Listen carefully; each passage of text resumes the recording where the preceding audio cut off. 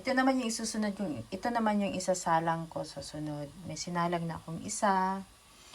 So, ito yung saging na binili namin, binili ni Rupert. Tapos, malapit na siyang mabulok kasi ilang araw na. So, namumroblema ako kung paano kong gagawin. Sabi ko, gusto kong gawa ng paraan. So, ito ang ginagawa ko, guys.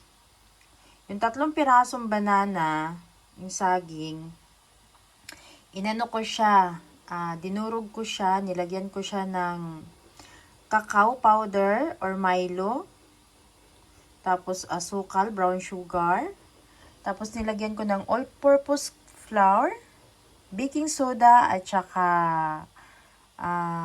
baking powder, tapos oil, 1 pirasong itlog na malaki, tapos ayan na, inano ko lang siya.